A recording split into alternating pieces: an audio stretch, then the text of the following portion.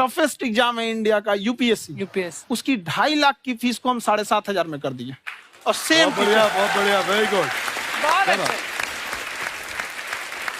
और इंडिया के सबसे बेस्ट टीचर के साथ जो भी हैं वो अपने सब्जेक्ट में उससे बेस्ट इंडिया में कोई नहीं। और इतना के बावजूद ऐसे हम लोग को लगता होगा 7,500 बहुत कम है। एक लड़की ने कहा कि सर शाम वाले बैच को ना मॉर्निंग में कर दीजिए। हम कहे बाबू तो इतना सबके इंडिविजुअल से तो बैच ट्रांसफर नहीं, क्या प्रॉब्लम है? उसने कहा ना शाम में हमको दूसरे के यहाँ बर्तन मांजने जाना होता है। तो हम लोग को लगता है कि जितना ये तकलीफ है इससे कई गुना ज्यादा है। और कई बार तो ऐसा लगता है कि वो भी ना ले।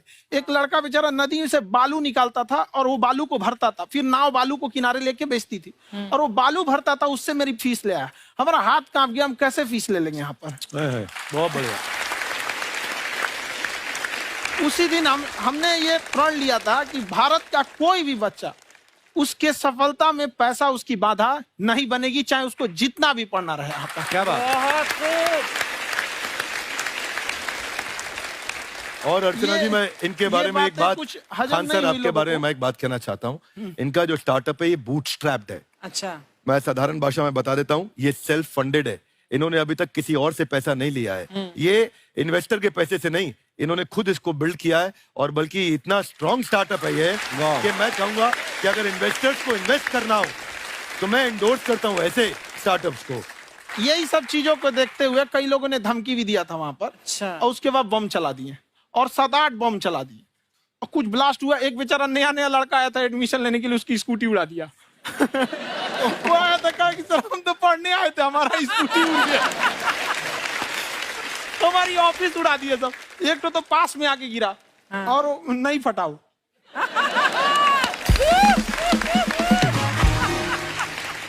बाद में बहुत सारे लोग धमकियां दिए, लेकिन कहते हैं ना सूरज कितना भी तेज चमक ले समंदर नहीं सुखा सकता। वाह वाह वाह, क्या बात है। मैम एक्चुअली ये फीस कम करने का एक और रीजन है। 2.5 लाख 3 लाख की जो फीस में सब लोग पढ़ाई अफोर्ड नहीं कर पाते। इसलिए वो कुछ ही लोग अफोर्ड कर पाते हैं, तो उनका मेंटल लेवल तो बहुत ऊपर चला जाता है। लेकिन एक पूरे देश का मेंटल लेवल थोड़ा सा स्टेबल नहीं हो पाता। तो जब फीस कम रहेगी तो हर वो लड़का तैयारी करने के लिए आगे आएगा जिसका सपना है देश के लिए कुछ करने का। सीटें लिमिटेड हैं, उन्हें को मिलेगी, लेकिन जिन्हें नहीं मिलेगी उसे मिलेगा देश का एक जिम्मेदार नागरिक। तो इस देश को बदलना। क्या बात है। हम लोग विश्व गुरु कहे जाते थे, क्यों? क्योंकि दुनिया से लोग हमारे यहाँ पढ़ने आए थे। चाइना से ह्वेनसांग आया, फाहियान आया, आज कोई नहीं आता है। हम लोग का उद्देश्य एक समय आएगा जो फिर आएंगे यहाँ पढ़ने के लिए। क्या बात है। पर आप देखो अर्चना जी, सबसे ज्यादा आईपीएस आईएएस बिहार से निकलते हैं। आप देखो पढ़ाई लिखाई में पॉलिटिशियन बहुत बड़े बड़े निकले हैं। तो ऐसा नहीं है, हर जगह ऑप्शन भी नहीं है वहाँ पे, इंडस्ट्री नहीं है, खेती करेगा तो कोई खास वो नहीं रहे। ऑप्शन भी नहीं है, सही बात है। बिहार की मिट्टी में एक चीज है, जिद तो बहुत जबरदस्त है। कुछ भी नहीं रहेगा तो सब कुछ पाने का उसको जिद रहेगा, करके भी दिखा देगा। वहाँ पे कर देंगे हम आपको। विवेक सर, आपके बारे में हमने सुना एक बार आप संन्यास लेने चले गए थे। कौन वापस लेके आया आपको? फिर कहाँ तक पहुंच गए थे आप? नहीं, मैं एमबीए की पढ़ाई के बाद मैं ये सोचा था कि अपना जीवन भगवान की सेवा में समर्पित कर दूं। अच्छा जी। बहुत साल मैं वृंदावन में रहा था और गुरुकुल में रहा था। अच्छा। और वहाँ सेवा करना, बहुत अच्छी शिक्षा मिली। मैं बोलता हूँ मेरी असली एमबीए वही थी, मोस्ट ब्यूटीफुल एसोसिएशन। वाह। और मैं वहाँ भगवत गीता पढ़ी, जहाँ मुझे गीता से लगाव हुआ। तो मेरे गुरुजी का आदेश था कि आप भगवत गीता को बिजनेस मैनेजमेंट के साथ जोड़ के देश दुनिया में बताओ। मेरे को लगा बड़ा मुश्किल काम है। मैंने बाद में देखा कि डॉक्टर स्टीफन कॉवी, जिनकी किताब है 7 habits of highly effective people, आप सबने पढ़ी होगी। उन्होंने बोला मैंने 7 हैबिट भगवत गीता से लिए। और हमारे देश के लोग ऐसे हैं जो मेरी किताब पढ़ते हैं, जो कि 3.5 मिलियन कॉपीज बिक चुकी हैं, और भारत में भगवत गीता नहीं पढ़ते। तो मुझे लगा कि मैं गीता विद मैनेजमेंट के ऊपर आकर के बातचीत करूं। मुझे लगा बहुत कठिन होगा, पर मेरे गुरुजी का आदेश था कि कठिनाई आपको तभी तक दिखेगी जब कठिनाई को देखोगे। तो एक छोटा उन्होंने मुझे बताया, पूछा कि इस कमरे में लाल रंग कितनी जगह है, देखो आप भी एक बार जरा देख के बताओ। 7-8 जगह लाल रंग दिख रहा है यहाँ पे आपको। 1 ये 2, वो लाल रंग टी शर्ट पे 3 4 5, ये लाल हो गया 6, उधर लाल हो गया 7, एप्पल लाल, बिल्कुल ठीक 7। पर जब आप लाल रंग ढूंढ रहे थे तो क्या आपको हरा रंग दिख रहा था? Yes no? नहीं। जब आप लाल रंग ढूंढ रहे थे तो क्या आपको काला रंग दिख रहा था? Yes no? नहीं। नो। जिंदगी भी ऐसी है, जो ढूंढोगे वही मिलेगा, बाकी कुछ नहीं मिलेगा। तो उन्होंने कहा कि आप इसी सोल्यूशन पे फोकस करो और गीता के मैसेज को पहुंचाओ। तो मैं बिजनेस मैनेजमेंट के प्रोग्राम्स कॉर्पोरेट्स में करने शुरू किए, क्योंकि गीता पहला मोटिवेशनल सेमिनार जो पृथ्वी के इतिहास में कपिल जी हुआ, वो कृष्ण ने दिया था। पहले मोटिवेशनल स्पीकर इस पृथ्वी के इतिहास के कृष्ण थे, जिन्होंने अर्जुन को रणभूमि में मोटिवेट किया था। बड़ी पेशेंस कृष्ण ने अपने लीडरशिप क्वालिटी से दिखाई, वो मुझसे मुझे बड़ा इंस्पायर किया, वो चर्चा ने इंस्पायर किया और डिस्कशन ने इंस्पायर किया। तो उस डिस्कशन को मैं आज भी लेके चलता हूं अपने साथ। कहां सर, हमने सुना है आप 5 स्टार में रुके थे कल और नीचे जाके वड़ा पाव खाने गए आप रेहड़ी पे।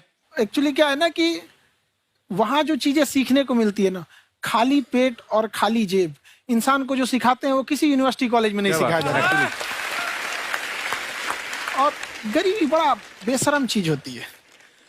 तो कहते हैं कि मौत भी तू जल्दी आया कर गरीब के घर में, कफन का पैसा भी खर्च होता है दवाइयां खरीदते खरीदते। हाय हाय हाय, क्या बात है।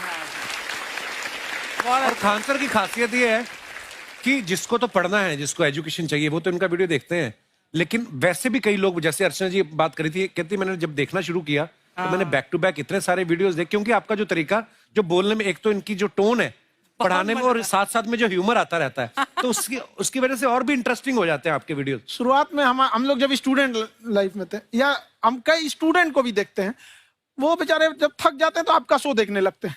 तो शुरू में हमको लगता था जब कि अरे यार हमारी पढ़ाई उसके लिए है, लेकिन पढ़ाई में थक जाता है, शो देख के नहीं थक जाता है। हाँ। तो हमने सोचा दोनों को मिक्स कर देते हैं।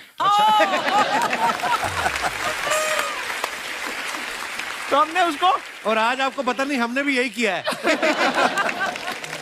मिक्स करने। हमारे एजुकेशन सिस्टम में 2 कमी है, एक एजुकेशन की, दूसरा सिस्टम की। आप पटना से हैं ना? हाँ। हमें भी पटना पसंद है। बस कोई पटाने वाला चाहिए। नहीं, मजाक नहीं कर रहे हैं। आपका जो चैनल है, हम दिन में 10 बार आपके चैनल को सब्सक्राइब करते हैं। दिन में अरे हाँ, और बेल आइकन तो हम इतना जोर से दबाते हैं कि बाकी यूट्यूब वाले बाहर निकल के देखते हैं कि ये कौन है जिसने इनका चैनल इतना जोर से दबा दिया बेल आइकन। बुढ़िया, तो ये शर्म नहीं आती है? आते ही फ्लर्ट शुरू कर दिया ना तूने। तो जाते हुए करते हैं क्या? विवेक जी नमस्ते। आपसे एक काम था छोटा सा, कर देंगे आप? ये क्यों करेंगे? नहीं, गुरुजी हमेशा अपने वीडियो में कहते हैं कि विवेक से काम लो, विवेक से काम लो। विवेक मतलब दिमाग से काम लो आप। हाँ, तो विवेक जी अपने दिमाग से ही काम लेंगे। बहुत दिमाग है उनके पास। ये देखिए, जो आदमी, आप हमें बताइए, जो आदमी बिना फिल्म किए कपिल शर्मा शो में आ गया, कितना दिमाग होगा उसके पास। लेकिन एक बात है जिसकी वजह से हम आप तीनों से नाराज हैं। क्यों? क्या बात? हर चीज में मोटिवेट मोटिवेट मोटिवेट क्या होता है? सच कह रहा है, जब भी ये शब्द सुनते हैं हमें लगता है कोई हमें चिढ़ा रहा है। मोटिवेट? बदल दीजिए ना, खाली मोटिवेट बोलना ही क्यों जरूरी है? कुछ और कीजिए। रोटी वेट, छोटी वेट, पतली वेट, कुछ भी बोलिए, मोटिवेट हटाइए। तो गुड़िया, तू भी एक्सरसाइज किया कर ना, देख डॉक्टर साहब ने कितना वजन कम किया है, तू भी कर ले। ठीक है, फिर मोटिवेट से ही चला लेंगे। लेकिन मोटिवेशन कोई बुरा बात नहीं है। हमारे दादाजी भी वैसे बहुत मोटिवेट करते थे। हाँ, एक बार तो तालाब में डूब रहे थे हमारे दादाजी। हमारे पास रस्सी भी था, ट्यूब भी था, फिर भी हम अपने दादाजी को बचा नहीं पाए। क्यों? क्योंकि हमने उनकी ओर तिनका फेंका ना, वही कहते थे डूबते को तिनका का सहारा काफी। नहीं लगा सहारा, दादाजी बुड़बुड़ बुड़बुड़ बुड़बुड़। गुड़िया, तू क्या करने आई इधर? अरे हाँ, हम क्या करने आए हैं, एक पूछना था सर, खान सर, ये जो हमारा एक चाचा का लड़का है, उसको क्या है, थोड़ा पढ़ाई में प्रॉब्लम हो रहा है, तो 12वीं का पढ़ाई आप उसको अच्छी तरह करवा के 12वीं पास करवा देंगे आप? करवा देंगे, वेरी गुड, बात कर लेते हैं। हाँ, राम सरोवर, देखो हमारा बात हो गया है, ये 10वीं जो तुमसे नहीं दिया जा रहा है वो नहीं देना है।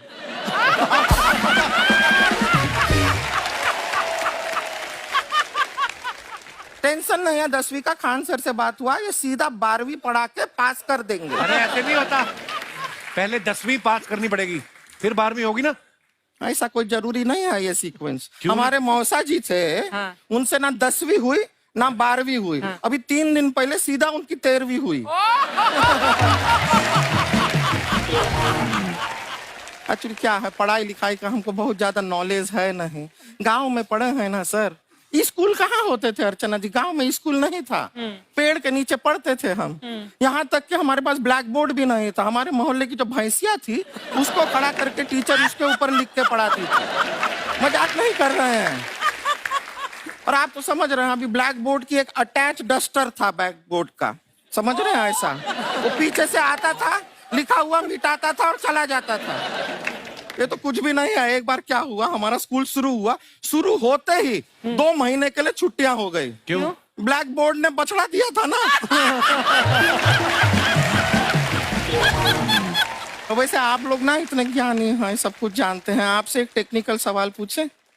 एक बार ना 4 दोस्त थे, 4 दोस्त, साम दाम दंड भेद। वो डिसाइड करते हैं कि चलो एक गेम खेलते हैं, तो टीम्स बनाते हैं।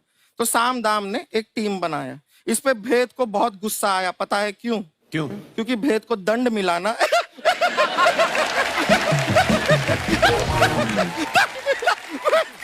ये सिर्फ हंसती नहीं है सर, थोड़ा सा पेट्रोल पिला दो स्टार्ट भी हो जाती है।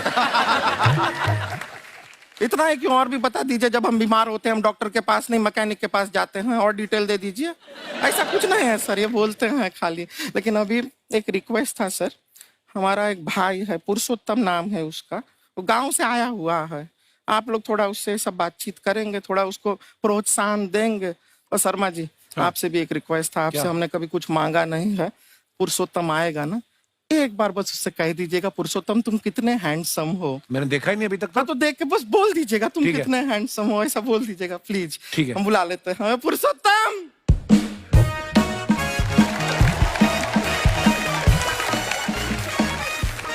ये पुरुषोत्तम है। वाह, तेरा भाई बड़ा हैंडसम है।